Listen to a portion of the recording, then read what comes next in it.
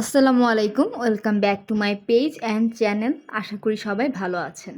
আজ আমি আপনাদের জন্য একটা ইউনিক রেসিপি নিয়ে এসেছি। সবাই তো নুডলস বিভিন্নভাবে খায়, তবে এভাবে যদি আপনি সুপি নুডলস রান্না করেন, আমার মনে হয় বাচ্চারা আরও বেশি খুশি হয়ে খাবে। তো চলুন দেখে নেওয়া যাক।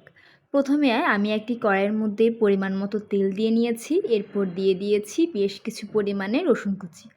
আমার মনে হয় রসুন কুচিটা দিলে অনেক বেশি ভালো হয়, স্মেলটাও অনেক বেশি ভালো আসে।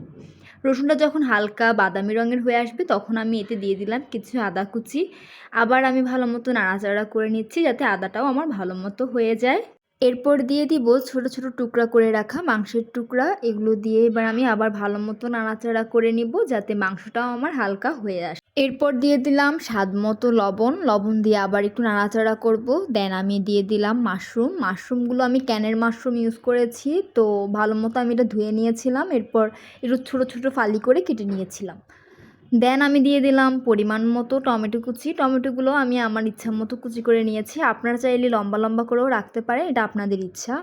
এরপর সব কিছু ভালো মতো যখন মিক্স করা হয়ে যাবে তখন এতে দিয়ে দিলাম গোলমরিচ গুঁড়ো দিয়ে আবার ভালো মতো নাড়াচাড়া করে নিচ্ছি যাতে আমার নিচে লেগে না যায়। এই ক্ষেত্রে আপনারা তাপটা লো হিটে রাখবেন, তাহলেই ভালো হয়।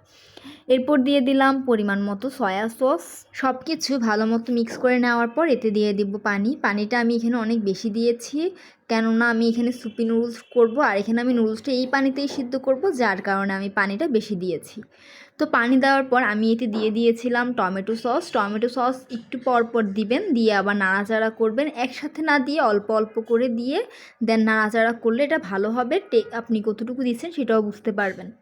এরপর এটা যখন এরকম বলক ওঠা স্টার্ট করবে তখন এতে দিয়ে দিতে হবে নুডলস। আমি এখানে নুডলসটি ইউজ করেছি, আপনারা আপনাদের ইচ্ছা মতো যে কোনো নুডলস ইউজ করতে পারেন।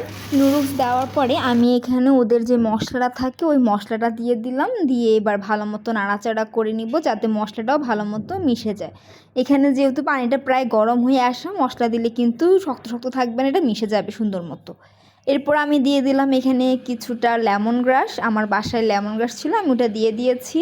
এরপর আমি কর্নফ্লাওয়ার গুলিয়ে রেখেছিলাম, ওইটা একটু একটু করে দিতে হবে আর নাড়াচাড়া করতে হবে, না হয় নিচে দলা পেকে যাবে। ভালো মতো কিন্তু আমি মিক্স করে নিচ্ছি। বাই দা ওয়ে, এখানে আপনারা চাইলে মাংসের পাশাপাশি চিংড়ি মাছও দিতে পারেন, তাহলে কিন্তু অনেক ভালো হয়। দেন সর্বশেষ আমি এখানে দিয়ে দিচ্ছি একটি ডিমটা আগে আমি ভালো মতো ফেটিয়ে নিয়ে এরপর একটু একটু করে দিবেন আর এভাবে নাড়বেন, তাহলে কিন্তু আমার ডিমটা ভালো থাকবে, চাকা চাকা হয়ে থাকবে না, ভালো মতো মিক্স হয়ে যায়। এরপর দিয়ে দিলাম 1 টেবিল চামচের মতো চিনি দিয়ে আবার একটু ভালো মতো মিক্স করে নিলাম যাতে আমার চিনি লবণ মশলা সব কিছু একদম পারফেক্ট হয়, তাই কিন্তু চিনিটা দেওয়া, কোনো কিছু যাতে বেশি না হয় সেজন্য ব্যালেন্সের জন্য মেনলি চিনিটা দেওয়া। এবার সব কিছু আমি ভালো মতো নাড়াচাড়া করে নিচ্ছি। এখন কিন্তু এটা প্রায় রেডি হয়ে গিয়েছে। দেখুন টেক্সচারটা কিন্তু ঘন হয়েছে, পানি পানি নেই।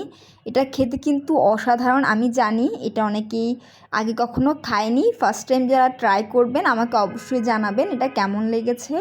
আমাদের ঘরের সবার কিন্তু এখন এই প্রিয় নুডলসটা, সবার অনেক বেশি পছন্দ। আপনারাও এটা বাসায় ট্রাই করবেন। আজকের মতো এতটুকুই। আরও ইউনিক রেসিপি পেতে আমার চ্যানেলটা এবং পেজটা আপনারা ফলো দিয়ে রাখবেন। আর সবাই ভালো থাকবেন, আমার জন্য দোয়া করবেন। আল্লাহ হাফেজ সবাইকে।